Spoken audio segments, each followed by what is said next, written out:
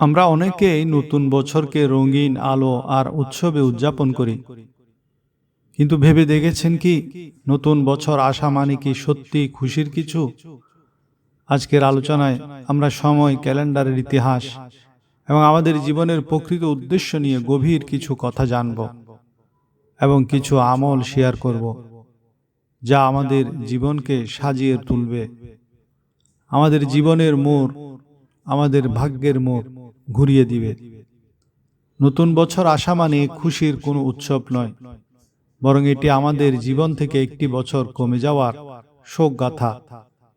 ক্যালেন্ডারের পাতা বদলায়, ঋতু বদলায়, দিন রাত আগের মতোই থাকে, শুধু আমরা কবরের দিকে এক বছর এগিয়ে যাই। অথচ আমরা এই মূল্যবান সময়কে মোবাইল গেম, চিটিং আর অনর্থক কাজে ব্যয় করে জীবনকে ধ্বংস করছি। সময় অনেকটা কুঠারের মতো, যা আমাদের জীবনের গাছটিকে প্রতিনিয়ত কেটে ফেলছে। প্রতিটি নিঃশ্বাস এক একটি কোপ, একবার চলে গেলে তা আর কখনো ফিরে আসে না। আল্লাহ তাআলা সময়ের গুরুত্ব বুঝাতে পবিত্র কোরআনে চন্দ্র, সূর্য, নক্ষত্র, দিন ও রাতের কসম খেয়েছেন। আল্লাহ তাআলা বলেন, হুয়াল্লাযী জাআলা শামসা দিয়াআন ওয়াল কামারা নূরা, অর্থাৎ তিনি সেই সত্তা যিনি সূর্যকে তেজস্কর আলো উৎপাদনকারী এবং চন্দ্রকে জ্যোতির্ময় প্রতিফলিত আলো করেছেন। বিজ্ঞানের ভাষায় সূর্য নিজেই আলো উৎপন্ন করে, আর চাঁদ সূর্যের আলোয় আলোকিত হয়। এই সময়ের প্রতিটি মুহূর্ত আল্লাহ নির্ধারিত এক মহান পরিকল্পনা। আমরা কি জানি আমাদের ব্যবহৃত ক্যালেন্ডারের ইতিহাস? ইরানি ক্যালেন্ডার এটি প্রাচীনতম, যার বছর শুরু হয় 21শে মার্চ থেকে। রোমান বা গ্রেগরিয়ান ক্যালেন্ডার জুলিয়াস সিজার ও অগাস্টাস নিজেদের নামে মাসগুলোর নামকরণ করেছিলেন। এপ্রিল ফুলের পেছনে রয়েছে এক তাচ্ছিল্যের ইতিহাস। 1564 সালে ফ্রান্সের রাজা জানুয়ারিকে বছরের প্রথম মাস ঘোষণা করেন, কিন্তু যারা আগের প্রথা অনুযায়ী 1 এপ্রিলে নববর্ষ পালন করত, তাদের বোকা বানানোর জন্য যে ঠাট্টা বিদ্রূপ করা হতো, সেখান থেকেই এই এপ্রিল ফুলের সূচনা। একজন মুসলমানের জন্য কাউকে বিদ্রূপ করা কখনোই আদর্শ হতে পারে না। সৌর ক্যালেন্ডার অনেক সময় ভৌগোলিক সীমাবদ্ধতায় পড়ে যায়। যেমন নরওয়েতে এমন জায়গা আছে যেখানে টানা 2 মাস সূর্য ওঠে না বা ডুবে না। সেখানে সৌর ক্যালেন্ডার ব্যর্থ হলেও চাঁদের ক্যালেন্ডার বা হিজরি সাল সর্বত্র কার্যকর।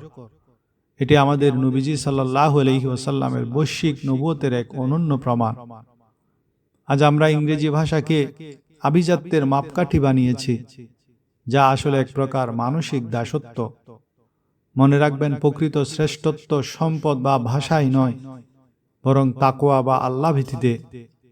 যারা অন্যের ভূমি দখল করে, দুর্নীতি করে বা মানুষের উপর জুলুম করে, পরকালে তারা হবে সবচেয়ে দরিদ্র বা মুফলিস। তাদের ইবাদত থাকলেও মানুষের হক নষ্ট করার কারণে তারা সেদিন রিক্তহস্ত হয়ে পড়বে। সময়ের প্রবাহকে একটি বিরামহীন মেশিনের সাথে তুলনা করা যায়। তাই সময় শেষ হওয়ার আগেই আমাদের জীবনের এই পাত্র নেক আমল দিয়ে পূর্ণ করতে হবে। আমাদের করণীয় হলো 5 ওয়াক্ত নামাজ পড়া, মিথ্যা ধোঁকাবাজি ত্যাগ করা, বাবা মায়ের বাধ্য হওয়া, সন্তানের সঠিক শিক্ষা দেওয়া, রাজনীতির নামে গীবত, মুনাফিক থেকে দূরে থাকা, হালাল উপার্জনে সচেষ্ট হওয়া। শারীরিক সুস্থতার যেসব বিষয় ডাক্তারগণ বলেন না, আজ পাকিস্তানের প্রসিদ্ধ এক আলেমের জবানে বিষয়গুলো আপনাদের জানাবো। মৌলানা সাহেব খুব জোর দিয়ে বলেন, শরীর হলো আল্লাহর দেওয়া একটি আমানত। এই শরীরকে সুস্থ রাখা আমাদের দায়িত্ব। তিনি বলেন, আল্লাহ তাআলা কোরআনে কিছু খাবারের কসম খেয়েছেন, ওয়াত্তিন ওয়াজ্জাইতুন, অর্থাৎ ডুমুর ও জলপাইয়ের কসম। এগুলো সাধারণ কোনো ফল নয়, এগুলো উচ্চমানের প্রাকৃতিক ও বরকতময় খাবার। কিন্তু আজ আমাদের অবস্থা কি?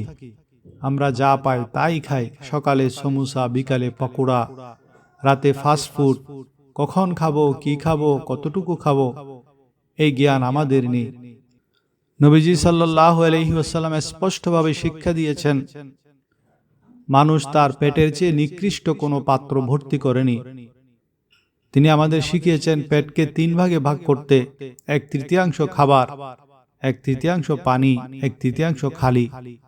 কিন্তু আজ আমরা কি করি? পেট ঠাসা করে খাই, তারপর ওষুধ খাই। মৌলানা সাহেব বলেন, বেকারির খাবার, অতিরিক্ত চিনি, সফট ড্রিঙ্কস, জাঙ্ক ফুড, এগুলোই আজ ডায়াবেটিস, হার্ট অ্যাটাক, উচ্চ রক্তচাপের মূল কারণ। হালাল, প্রাকৃতিক ও পরিমিত খাবারই সুন্নাহ। ডাক্তার হবেন, খাদেম, ব্যবসায়ী নন। মৌলানা সাহেব নিজেই একসময় মেডিকেলের ছাত্র ছিলেন। তিনি চিকিৎসা পেশাকে সম্মান করেন, কিন্তু বর্তমান অবস্থায় তিনি গভীর কষ্ট পান। তিনি বলেন, আজ অনেক ডাক্তার রোগীকে রোগী হিসেবে নয়, কাস্টমার হিসেবে দেখেন। প্রেসক্রিপশন লেখা হয়, কিন্তু প্রশ্ন করা হয় না, আপনি কি খান, আপনার ঘুম কেমন, আপনার জীবনযাপন কেমন। তিনি বলেন, একজন প্রকৃত ডাক্তার শুধু ঔষধ নয়, রোগীর খাদ্যাভ্যাস ও লাইফস্টাইল পরিবর্তনের উপদেশও দেবেন। কারণ অনেক রোগ ঔষধে নয়, ভুল অভ্যাসেই জন্ম হয়। শরীর ভালো কিন্তু মন অশান্ত, কারণ আত্মা অসুস্থ। প্রিয় ভাইয়েরা, মানুষ শুধু শরীর নয়, মানুষের ভেতরে আছে রূহ। কোরআনে আল্লাহ বলেন, রূহ হলো আমার আদেশ। এর জ্ঞান তোমাদের খুব সামান্য দেওয়া হয়েছে। আজ মানুষ বিলাসিতায় ভরা, বড় বাড়ি, দামি গাড়ি, টাকা পয়সা, তবুও মনে শান্তি নেই। কারণ আত্মার খাবার এসব নয়, আত্মার খাবার হলো আল্লাহর জিকির, রাসূলের সুন্নাহ, নামাজ, কোরআন এবং দোয়া। মৌলানা সাহেব বলেন, আজ পরিবার ভাঙার বড় কারণ হলো মোবাইল ফোন। এক ঘরে বসে বাবা মোবাইলে, মা মোবাইলে, সন্তান মোবাইলে, আই কন্টাক্ট নেই, কথা নেই, হৃদয়ের সম্পর্ক নেই। তিনি নবীজি সাল্লাল্লাহু আলাইহি ওয়াসাল্লামের উদাহরণ দেন। নবী করিম সাল্লাল্লাহু আলাইহি ওয়াসাল্লাম কত ব্যস্ত ছিলেন, তবু তিনি হাসান, হুসাইন রাদিয়াল্লাহু তাআলা আনহুমা এর সাথে খেলতেন, তাদের কাঁধে তুলে নিতেন। আজ আমরা সন্তানকে সময় না দিয়ে মোবাইল দিয়ে চুপ করাই। মৌলানা সাহেব বলেন, নবীজি সাল্লাল্লাহু আলাইহি ওয়াসাল্লামের বংশ তালিকা আদম আলাইহিস সালাম পর্যন্ত সংরক্ষিত। এটা আল্লাহর বিশেষ মুজিজা। নবীজি মানুষকে আকৃষ্ট করতেন তার ব্যবহারে। তিনি কাউকে ডাকলে পুরো শরীর ঘুরিয়ে ডাকতেন, মনোযোগ দিয়ে শুনতেন, কখনো আঙ্গুল তুলে কথা বলতেন না। সুন্দর ব্যবহারই ছিল তার সবচেয়ে বড় দাওয়াত। বয়ানের শেষে মৌলানা সাহেব 4টি কথা বলেন, যদি এগুলো মেনে চলা হয়, দুনিয়া আখেরাত 2 জায়গাতেই মুক্তি। 1. সত্য বলা সব অবস্থায়। 2. আমানতদারি ও সততা, কোনো ধোঁকা নয়। 3. উত্তম চরিত্র, জিহ্বা দিয়ে কাউকে কষ্ট নয়। 4. হালাল উপার্জন, রিজিকে হারাম মেশাবেন না। যদি আপনার হাঁটুতে ব্যথা হয় আর আপনি যদি কানে ওষুধ লাগান, তবে কি ব্যথা সেরে যাবে? কখনোই না। ঠিক তেমনি যদি আপনার অশান্তি আত্মার ভেতরে হয়, তাহলে গান, সিনেমা, দুনিয়াবি বিনোদন কখনোই সমাধান নয়। একমাত্র সমাধান আল্লাহর সাথে সম্পর্ক ঠিক করা।